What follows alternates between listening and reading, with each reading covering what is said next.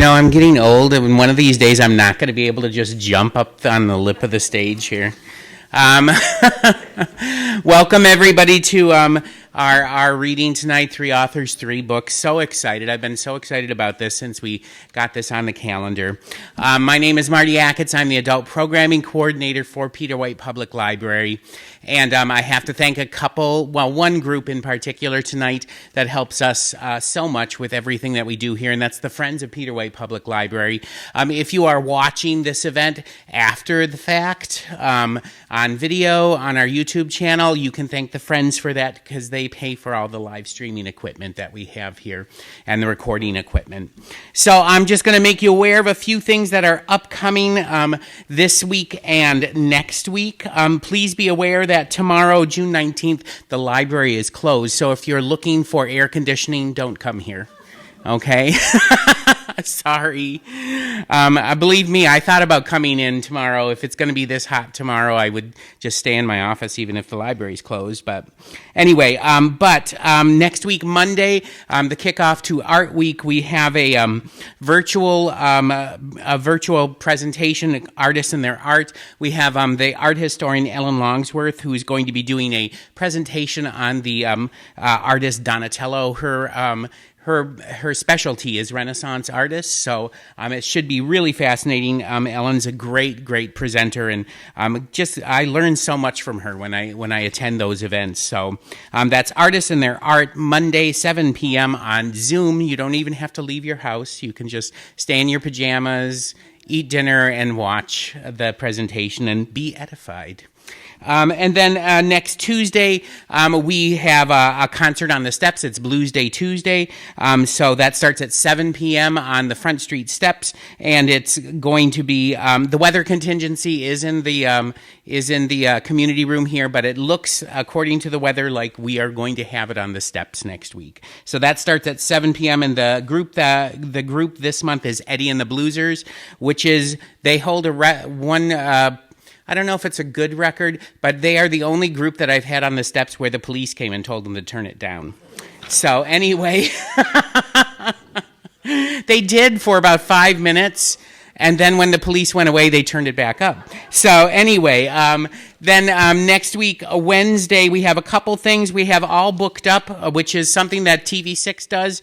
We're talking about Ann Patchett's book, Tom Lake, this month. And we are going to have All Booked Up here at 9 a.m. in the library, right here in the community room. So if you've never attended an on-air video of a show from TV6, it would be a great time to come here and see that with Tia Trudgeon and Elizabeth Peterson. So that is next week, Wednesday, June 26th. And then on the evening of Wednesday, June 26th, 7 p.m., we have another concert on the steps, and that is going to be Lillian Presnell. And if you've not heard Lillian perform, do yourself a favor and come to that. She is amazing, really amazing. So that starts at 7 p.m. And according to the weather, I think we're going to have it outside as far as I can tell. And then on Thursday, we have a couple things. We have a presentation from the Alzheimer's Association at 6:30 p.m., Healthy Living for Your Brain and Body. That will be upstairs in the Shiras Room. And then downstairs here in the community room as part of Art Week, we have a special drama that was written by Performer of the Year from 2022. Troy, 2022 Performer of the Year. Troy Graham has written a one-act play, and there might be some familiar faces in that play if you show up to see that.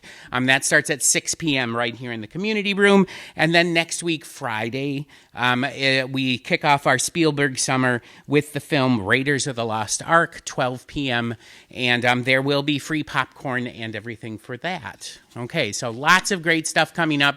There's flyers back there that will tell you everything that's coming up in June, July, and also a little rack card there that has all of the concerts on the steps that are coming up this summer. I am going to introduce our first reader tonight.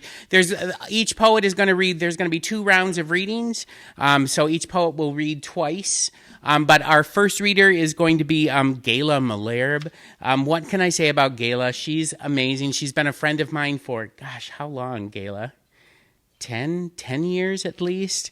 She's my writing pal. She shows up usually on Wednesday mornings, and we sit in my office or sometimes on the roof if we're lucky, or in her garden, and write poetry together. But Gala is an amazing poet, and her book of poems that's on sale back there. By the way, all the books that the readers tonight are going to be reading from are on sale. So please stop by after the event and support poets, because poets need a lot of support. They really do. Anyway, Gala's an amazing poet, and her book of poems is, I guess, what I would call stunning.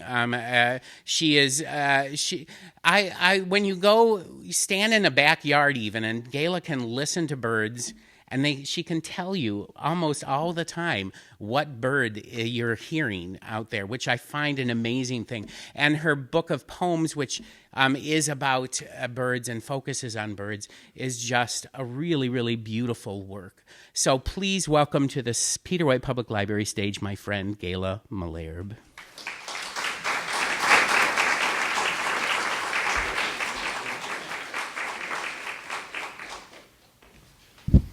Thank you, Marty.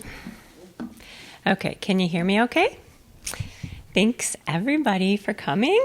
I have my parents, my aunt, my husband, and some great neighbors and fellow poets, and my friend from Marquette/Maui.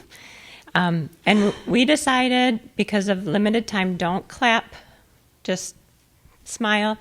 And if you want, you can clap at the end. I'm going to read for about 10 minutes, and I'll just read right through. So here we go.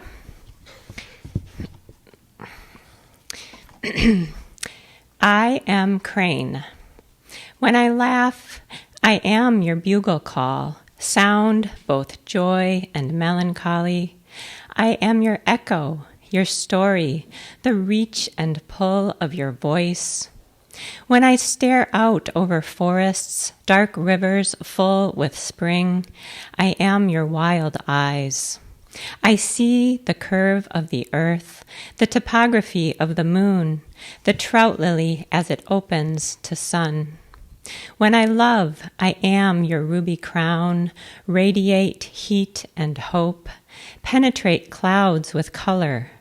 I become a beacon, a sky rising, an ember pulsing in coals. When I am still, I am your watchful pose, your slow stepping legs. I am wisdom, I am instinct, I am trust. I bow my grateful head, look beyond my reflection, find what I need. When I soar, I am your shape, heart-centered, wings open. I am freedom, I am feather, I am cross, I am crane. This is called Down to a Millimeter.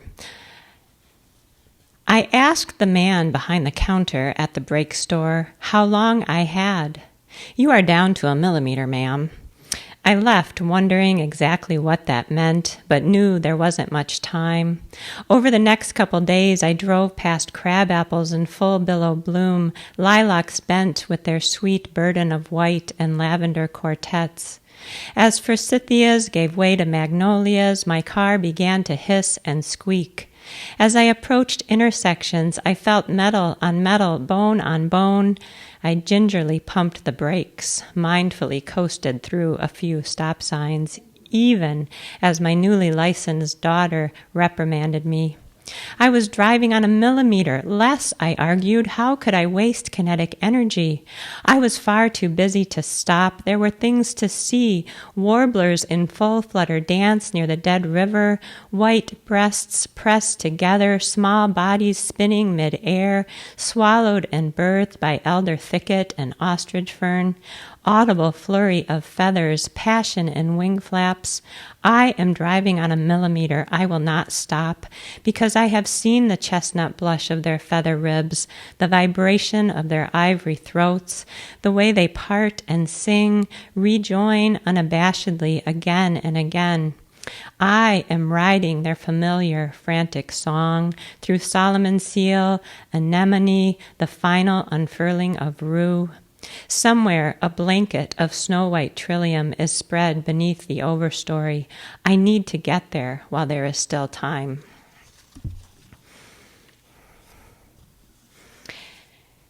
Summer, and this one is about the common loon.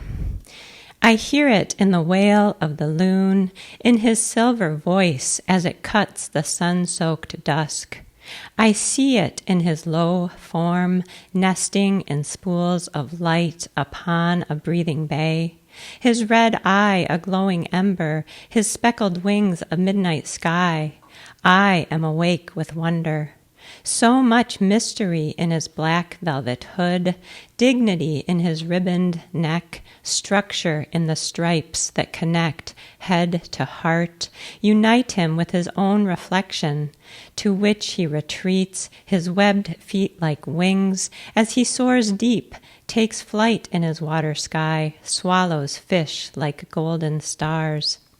His night chorus tells stories of June lovers, of late sunsets and early dawns, carries me back to the world, to this bird that glides through water, yet labors to walk on land, to this bird that teaches me that groundlessness does not mean we are not free, that black or white does not mean we are not color, every color, as that voice explodes into consciousness all night long, a spirit celebration of what is possible in the improbability of our lives, in the summertime of our sweet and fragile existence.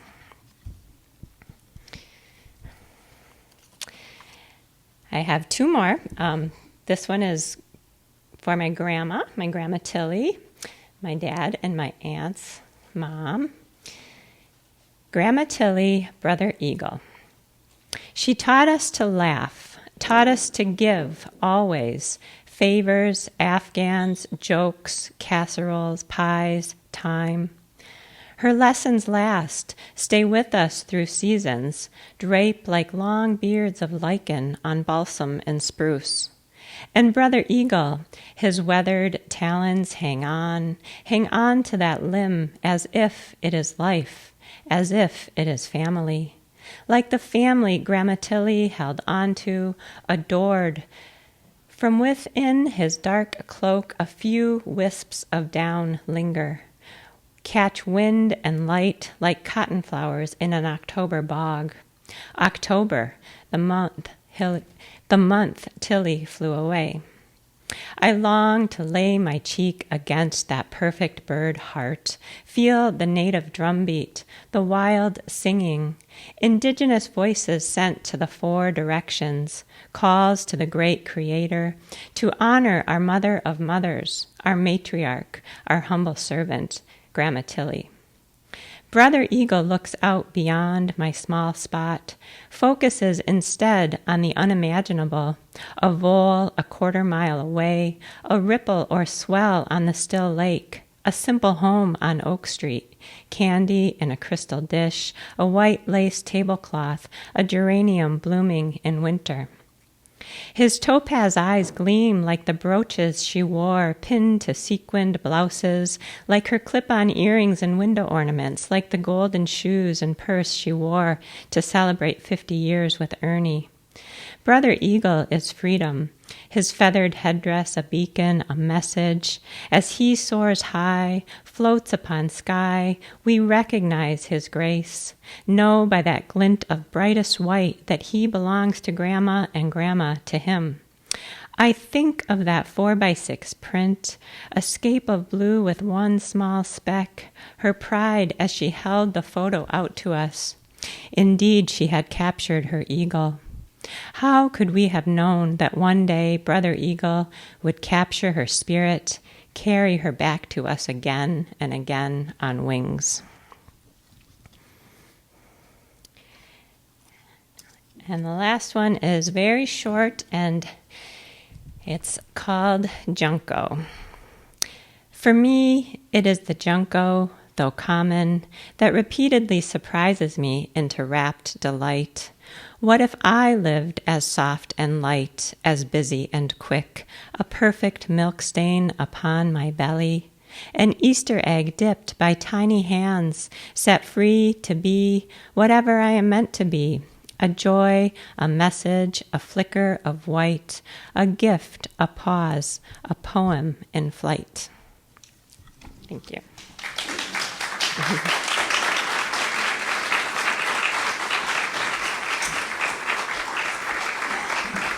Thank you, Gala.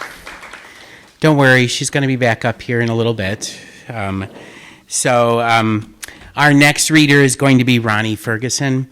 And what can I say about Ronnie? Ronnie and I have been partners in crime for, 4 or 5 years now.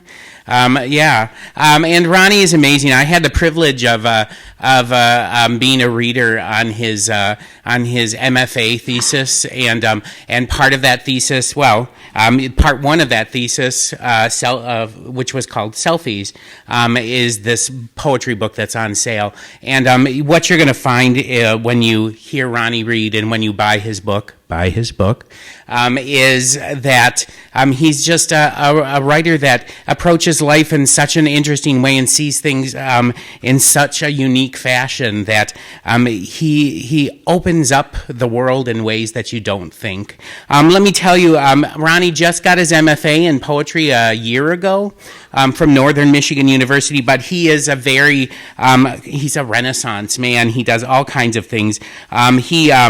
In particular, he has his own band, Streaking in Tongues, which is a music project that he shares with his son, Elliot, and he's released 9 critically acclaimed albums, including with Patrick Booth. The latest was Einstein's Napkin, which is a really, really beautiful instrumental album. And he's also a filmmaker. He's directed 3 films, documentaries, Reflections of an American Sunrise, Bigfoot and Marty, and 3-Day Novice.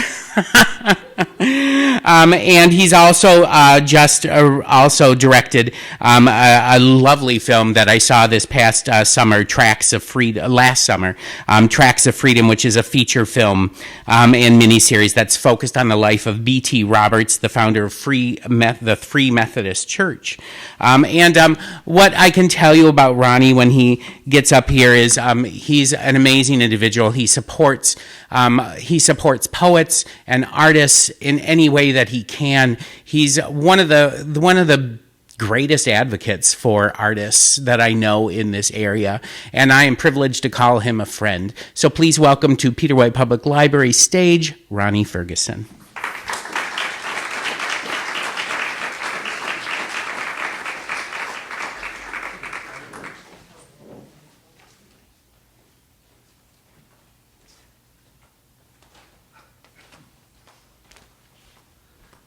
I'm sure I'm not the only one, but couldn't you just listen to Marty talk about you for like a day? You feel so much better, don't you? By the way, writing poetry in Gala's garden sounds really beautiful. I hope I get invited sometime. My book is called When I Was a Fire, and a lot of it deals with childhood and where I grew up in the Flint area. And so a lot of it was inspired by real events, real things that happened. It's not a memoir. It's not strictly nonfiction. It's not strictly fiction. It's not maybe even strictly poetry. But as Diane Clancy taught us a couple months ago when she was in this room, she said, "What is poetry?" She said, "Poetry is a Pokemon." And what she meant by that is it just grabs from all different genres, and somehow poetry contains it. So I think maybe you'll see a little bit of that in some of my work. This first one is the title poem. It's called When I Was a Fire. The last summer I was a boy, I found a lighter and lit a cluster of dry leaves along the edge of the woods between my house and Clark Road. I'd heard somewhere, if anyone dared toss a lighter in a fire, there'd be an explosion, so violent it could wake a sleeping earthquake. wide enough to fit my house, a semi-trailer truck, or a family of circus elephants. So I did just that, plugged my ears and ducked behind a bush. First day back at school, with scratches on my cheeks and a bandage around one knee, I swore to God, to my friends, there wasn't much left of the leaves before I ran. But I never let slip the mystery, how I survived or even how I got injured. I left them all clinging to the edge of the storybook carpet. While in my truest memory, I sat in a tire swing as smoke rose beyond the treetops and passed over the gravel road. Neighbors stood on their porches as my dad shoveled the top of my sandbox into a rusty wheelbarrow. With a cig dangling from his mouth, he worked along the ditch until he smothered the fire trail. And then he took off his belt and called out my name so loud it shook the rope I was hanging from.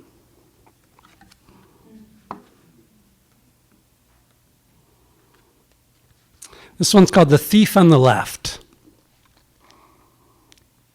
Darkness fell over Golgotha, while ghosts rose from the ground and huddled down the hill from the three crosses.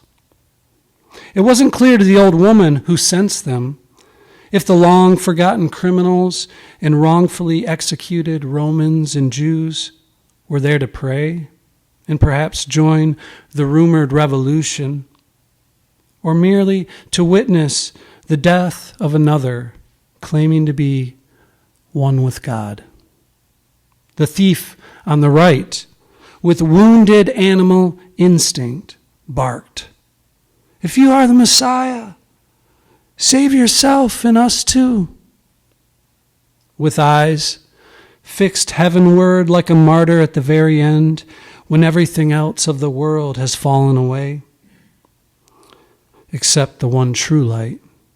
The man with Inri over his head licked his lips as sinners wept, waited for his heart to move a heartbeat closer, for the angel legions to descend. But he groaned, turned his neck slowly, carefully, in agony, from the nails, flogging, and crown of thorns. Just when he was about to say something perfect, the thief on the left responded, "You fool! Don't you even fear God? We are getting what we deserve, but this man has done nothing wrong. Jesus, remember me when you enter your kingdom. This very day you will be with me in paradise." Inri promised the thief on the left, never turning away from the tormented face of the thief on the right. Then there was a pause, pregnant with possibility. A pause pregnant as the world. Behind the inn, Simon Peter wept like a boy as he tried to swallow his regret and slow his racing heart. James had a vision of Judas drowning in a lake of blood. In the shade of the cross, John's tears dripped onto Mary. The thief on the right shouted, "If you are the Messiah, bring kegs of beer and pretzels too." Though suffering an awful wedgie, along with a vague craving for a glazed donut, and of course, very near death, the thief on the left raised his heavy eyelids and convulsed with laughter. The thief on the right hopped down from his cross, exited behind the curtain through a puff from the smoke machine. Jesus bowed his head, closed his eyes, muttered about teenage actors and the pressure of opening night on Friday. The thief on the left slipped his right hand from the rope support and covered his mouth to silence his laughter. It was all he could do. As he scanned Goodrich High School cafeteria filled with empty chairs, waited with fear in his heart for someone, perhaps the longtime director who volunteered on nights and weekends when he wasn't at the hospital with his wife slowly dying, to turn the house lights on. All right, the last one I'll read is called Ode to the Ultimate Warrior. And I think there's like a turning point in a young person's life, maybe when they discover mustard or when they start to question, how does Santa Claus do all that Santa Claus stuff? For me, I mean, the most impactful thing I remember was, is Hulk Hogan and Ultimate Warrior, is all that real or not? You know, like what's going on there? And, you know, since like asking those questions, I've come to, I guess, maybe a more nuance. It isn't necessarily black or white. You know, maybe it's scripted, maybe the outcome is, but it's still, you know, a 200-300 pound man jumping, flying through the air and landing on another one. That's still real. You know. Anyway, this one's called Ode to the Ultimate Warrior. When you lost your belt to ravishing Rick Rude, I'd assumed you unintentionally ate something rotten that scrambled your intestinal fortitude. What the commentators called your special gift for never giving up.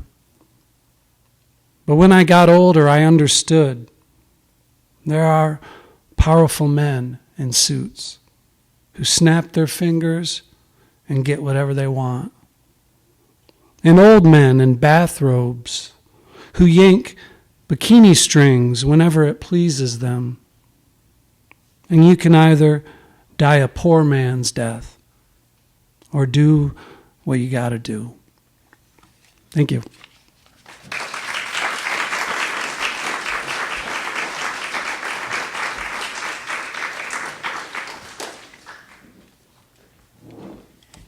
So aren't you all glad you came tonight? I know you came for the air conditioning, but, you know, the poetry is just icing on the cake. All right, our third reader is Beth Roberts. So let me tell you a little bit about Beth. She received her bachelor's degree from Western Michigan University, her MFA from the University of Iowa. She has two books of poetry, two previous books of poetry, Brief Moral History in Blue, which was published in 2001, and then Like You, which was published in 2021. And she moved back to the UP right at the beginning of the pandemic. I'm sure she's going to talk a little bit about this, but the first time that I met Beth was almost right after I took this job here at the library as the adult program coordinator. We were doing events outside that summer simply because we couldn't gather inside, and so we had to keep our 6-foot distance and wear masks and everything. So we did a poetry open mic outside on the steps because the weather was good then. And Beth was there and read from her newly published book, the one that came out in 2021, Like You. And I sat there just absolutely stunned by her poetry, just blown away. And I said to myself, I think my wife was sitting next to me, and I said, how do I not know this person? Beth is just an amazing poet. You will find that out when she comes up here to read. Her poetry is incisive. It's personal, but also public, and it just takes you places where you didn't know you needed to go, but you go with her. So please, please, please welcome to the Peter White Public Library stage, Beth Roberts.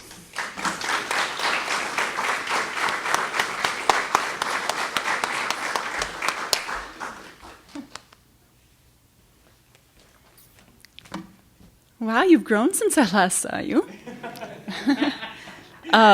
Well, I wasn't going to talk about, but I will just say I returned to the UP in 2020 to live with my mom, who has Alzheimer's. And I mean, it was a fraught time. It was pandemic. It was June 1st. George Floyd. This book basically was, or the first half of this book was written as a result of being here during that time. And the second half was written about being here during that time, I guess, too, actually. I will start with the poem about taxidermy and read till the end for my first set. Aim. Skin off the skin, then scrape the fat from the underside. Now hide. Rub the hide's underside with borax or cedar dust to speed the drying. You want to be able to lay it flat on its belly to stuff it with cotton. Sew it up, if you can, the ibex or your hound, with your own hand. It could seem alive again in certain slanted light, though your hound and hand are now beyond recognition.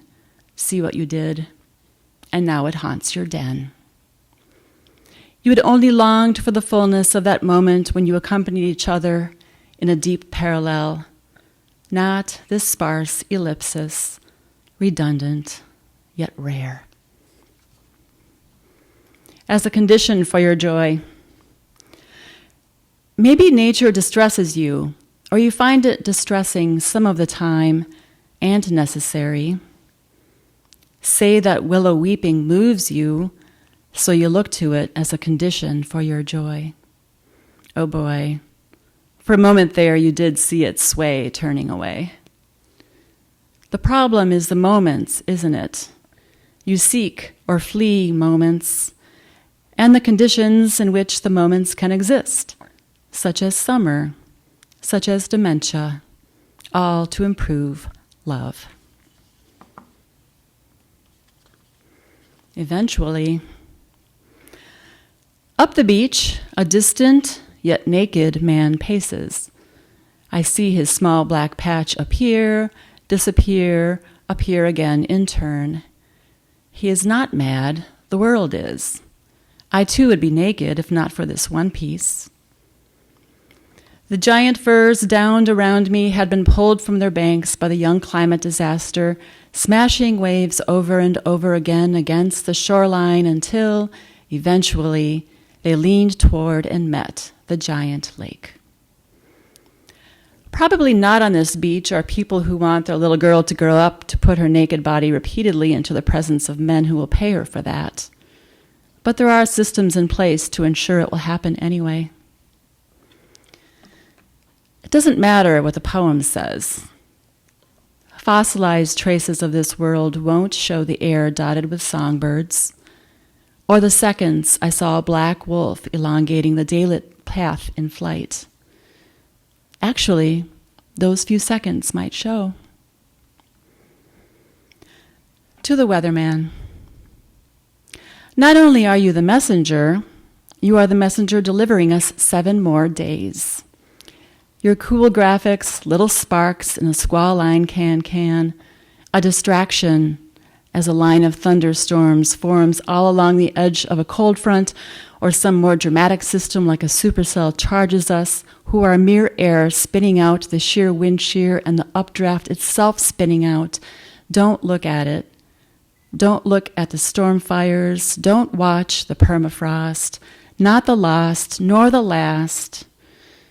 So, all along, I look at it. Your bright failure of a power tie and the message it sends. Sweetness with an ominous bent. By nature momentary.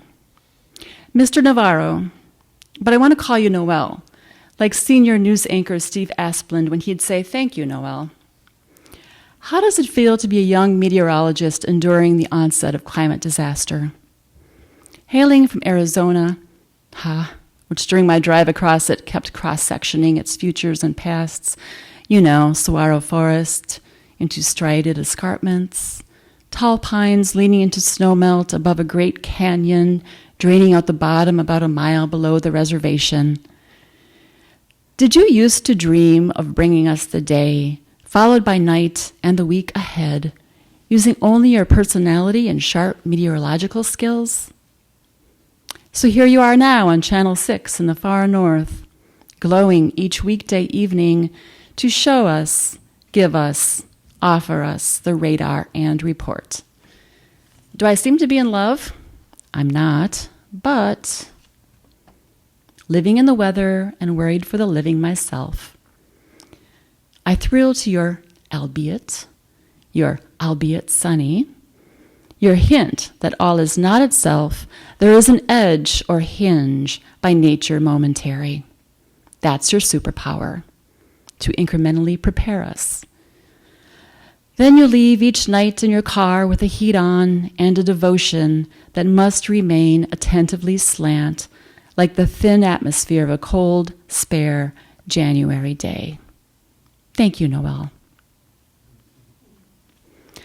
What vastness, what softness. I never noticed before it's rainfall in that song, Protection, and not static, so that's something. And another thing is what I noticed on the trail I cover as fast as possible in order to gain ground on the present moment. Some softness over the moss, a gray mole newly dead but slightly moving on one side, then the other, et voila, it was two beetles. And the way they kept circling out to find each other after burrowing their orange and black backs again under the mammal was sweet.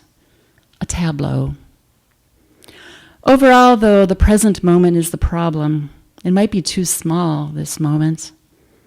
I used to feel protected within my little activity or project, surrounded by the world, a planet in charge, yet infinitely discoverable in its offer of vastness. Moment to moment now, we are moved to protect, to protest, and that is something. The dead piling, the volatile climate leaving nothing unturned, the being caught up in turning by turning against. Obviously, it's not the same thing as being a child caught up collapsing into the same sunshine, but it could be something close to that. Little ear to little earth, everything happening. Thank you.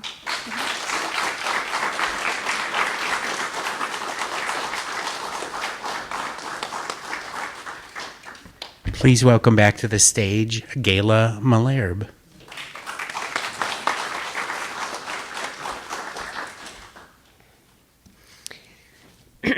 Okay. I saved mostly short ones for the second round so that you wouldn't get sleepy. Brown Thrasher. We heard your operetta, studied tall pines for your shape. Should have known you'd choose the tippy top, pierce afternoon blue, gather sunlight on your breast. We watched you part your skyward beak, felt the touch of your melodies, the mastery in your mockery. Perhaps your golden eyes found us as we tipped our own heads toward heaven, pointed, leaned in, celebrated you as our beakless lips parted, murmured soft songs of thanks.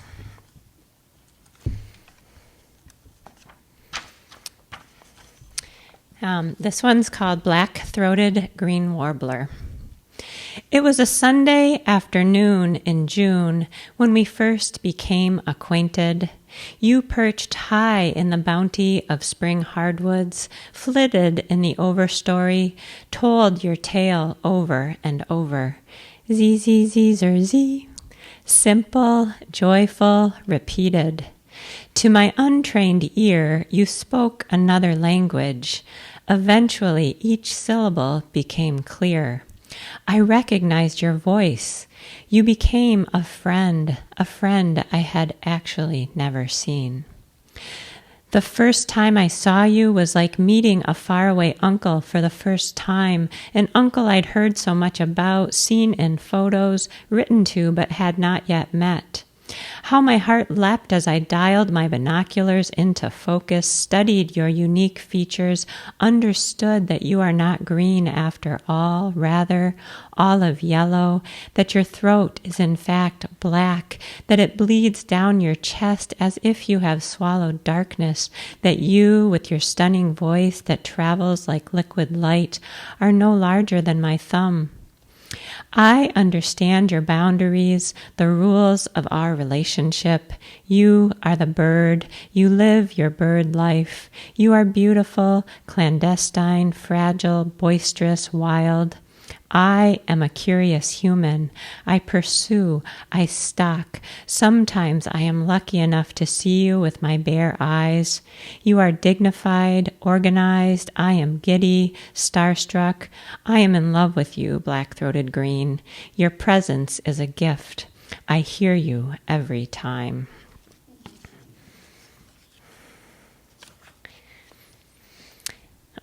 Black and white. For the black and white warbler. I did not recognize the song as I balanced on plank bridge above marsh marigold and fiddlehead, horsetail and duckweed. The bird flitted from leafy aspen to maple, sang its single-note song, several syllables repeated. A black and white warbler. Black and white, isn't that the truth? I mean, the truth we tell ourselves, the trap we set for our spirits, this or that, all or nothing. We have another choice. There is always a crack in the white on black. Find a way to the center. See things differently, like a warbler hanging upside down, like a fiddlehead unfurling. Allow your vision to rise like the sun from pond to sky. Solve the mystery. Search the overstory for color.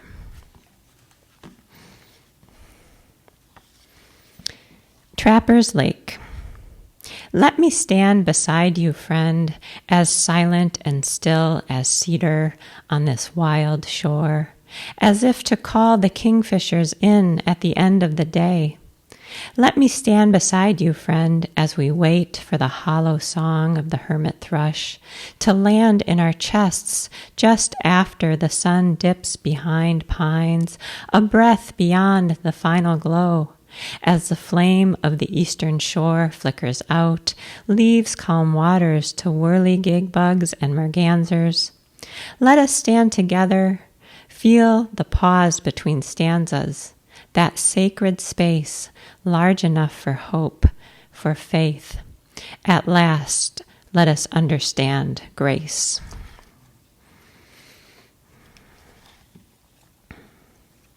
Two more. This is for the turkey vultures. Are you living? The white beam of my headlamp catches in its puddle of light the rust blush of pine needles, the snake of roots, the jagged edges of rocks. I follow this narrow pillar of seeing, step by step, know where I am going, but not how I will get there. All at once, daylight reaches in, its gifts small at first. A few golden leaves, a row of oyster mushrooms, a canopy of autumn glow. A lichened, stubbled cliff, flooded in roselight. I turn to see that glory sun rise through the skeletons of pines, feel a rush of air above me, look up, see them, vultures.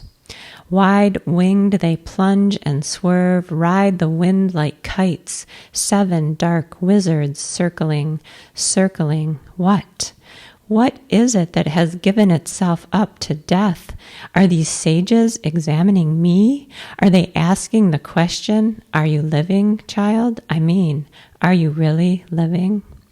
I stand at attention, breathing, nodding, revering these masters of sky.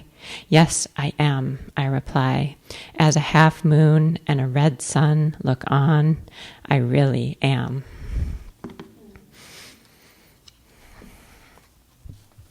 And I will read one last little poem. This is a star. This is the red pole. This is what I'm reading about. Meditation on happiness. Once I had a day when the world came to me, flocked into my being like 100 redpolls in March, covered the clean white backyard of my soul with busyness and turn-taking. My heart became a feeder, full and swaying. One by one they came in their blood-red beanies, blushing breasts, freckled chests, petite beaks.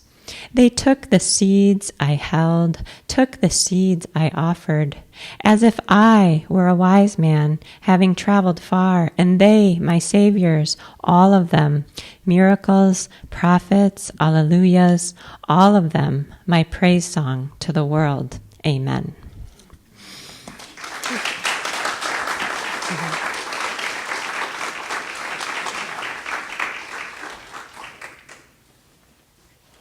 See, and I get to sit in her garden sometimes and write with her. That's pretty amazing. Please welcome back to the stage Ronnie Ferguson.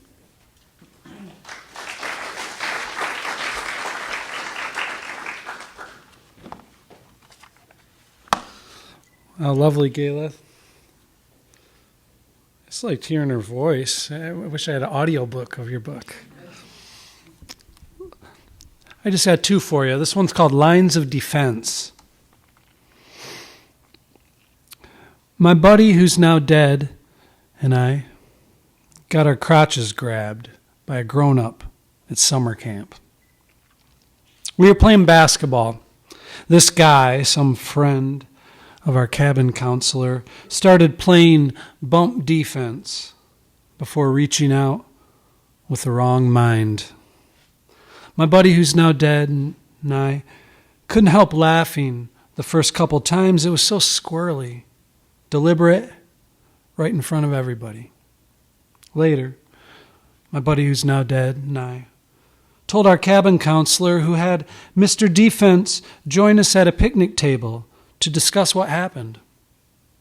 As my buddy, who's now dead, and I told our side, Mr. Defense jumped around as if he might spit out his teeth. His neck pulsed like Bobby Knight when he didn't like the call. Today, while driving my son to his orthodontic appointment, I thought about my buddy who's now dead, and I thought about Mr. Defense. Wondered if the prayers our cabin counselor prayed that day, the real ones he didn't say out loud for fear of hurting his friend, were answered. And Mr. Defense learned to keep himself out of foul trouble. I also wondered if that cabin counselor, I think his name was Glenn with 2 N's, continued to pray for me, but forgot my buddy who's now dead. Because sometimes it feels like angels are close enough to touch us and defend us, whether or not we need them. But sometimes, God damn it, it don't.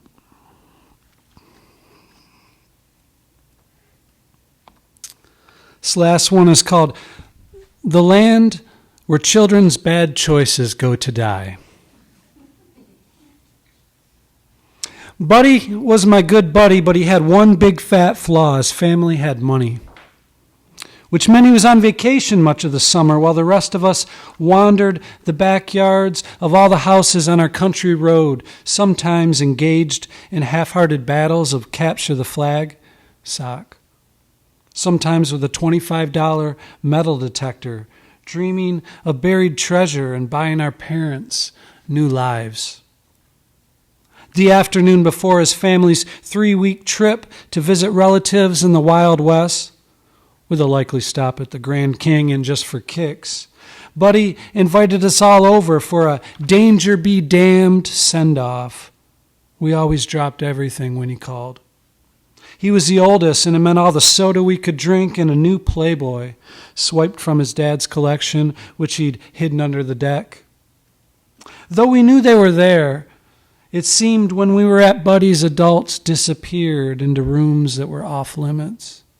So we stayed outside, got lost in long, filthy jokes, firecrackers, bottle rockets, teasing, fistfights, and apple chucking.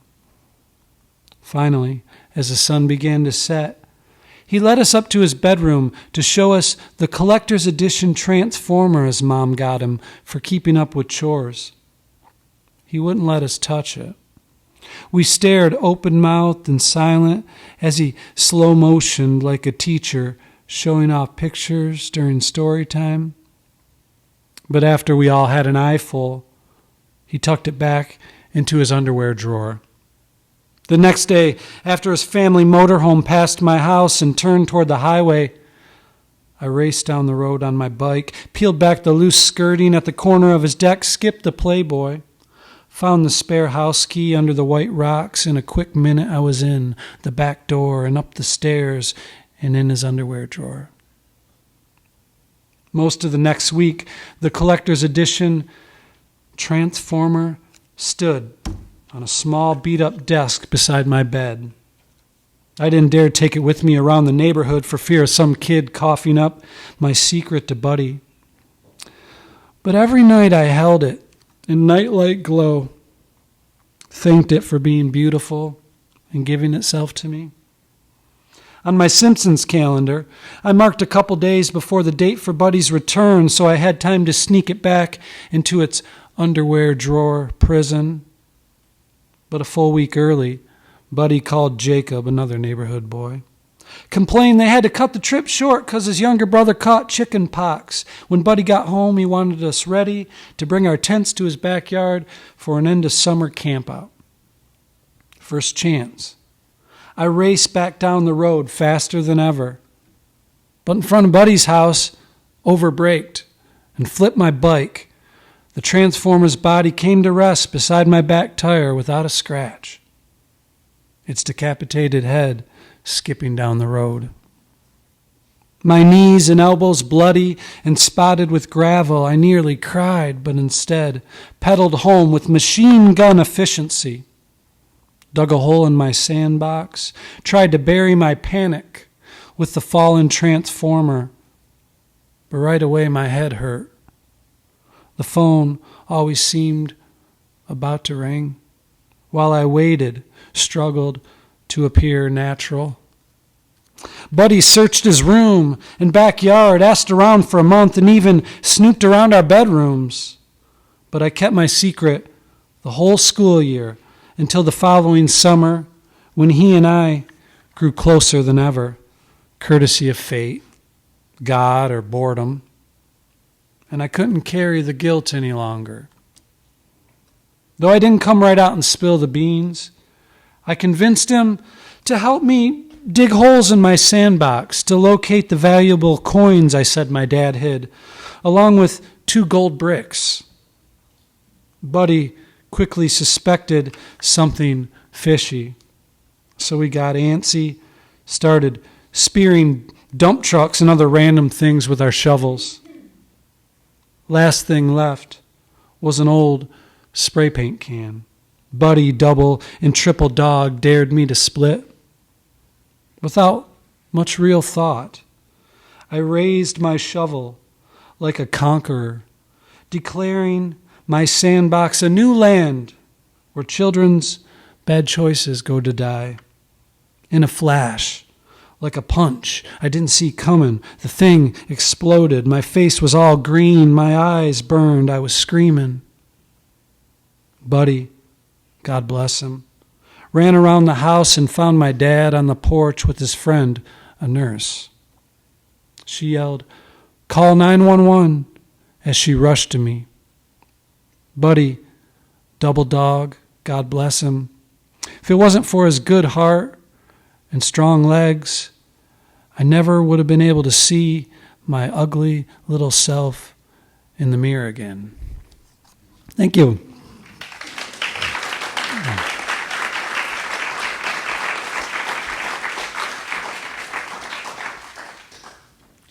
In Ronnie's defense, Transformers were really cool. Please welcome back to the stage Beth Roberts.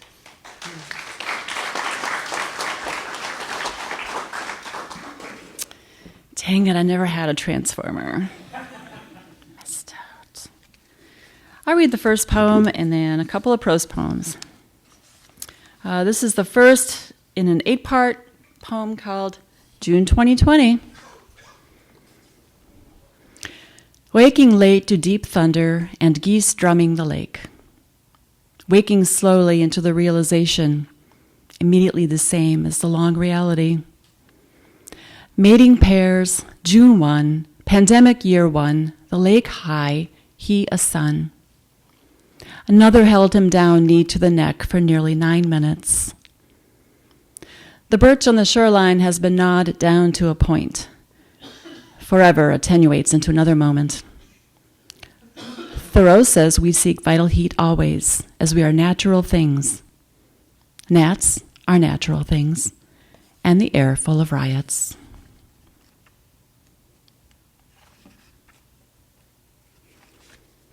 Mama.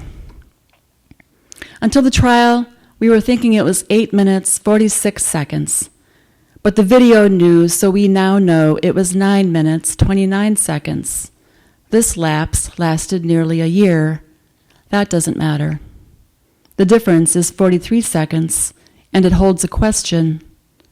Were they 43 seconds of the approximately 120 seconds Derek Chauvin kept George Floyd down to a still after he stopped talking? Or were they a third part of the approximately 120 seconds weighing on the air once he definitively stopped moving on his own? And how does that matter? Or did they belong to those earlier 6 minutes and 29 seconds during which he could still speak, move still? Or did those 43 seconds instead belong to the aging onlookers, their bleak rage? Or did they belong to the cop notwithstanding? Or did they belong to George Floyd all along, all along? Or did they belong to his mama, who felt him move?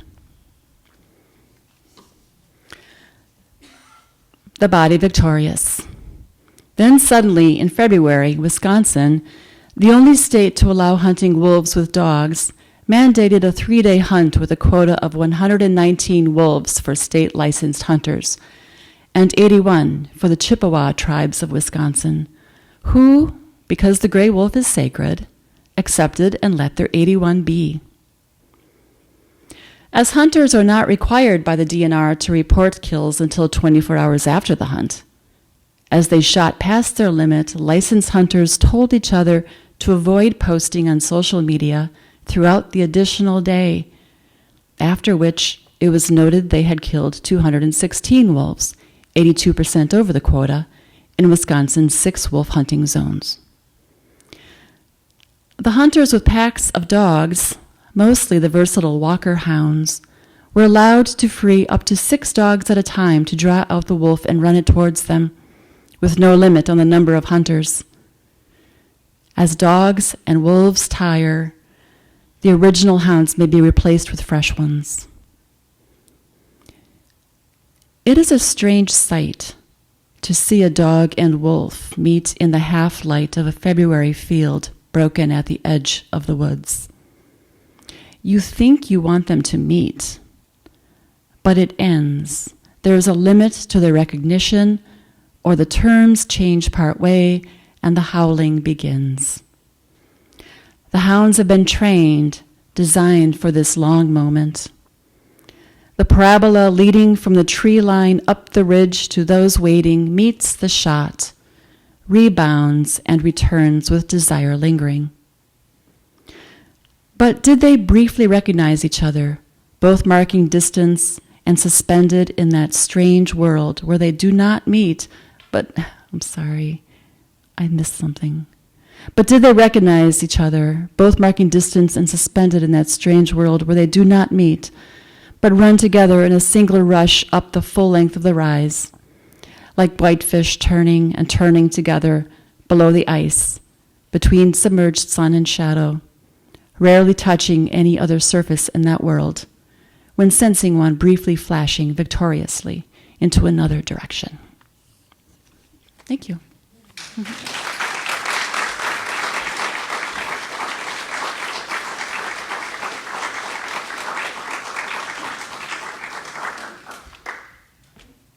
That was was the fastest hour I've ever experienced. I just loved sitting back there and listening. Let's give Ronnie, Beth, and Gala one more round of applause for a wonderful, wonderful evening. They will be at the back table selling their books. Please support poets. They need to eat. Please stop back there and say hi to them and take some popcorn with you. There's a lot left back there. I don't want to take it home with me. Please take it with you.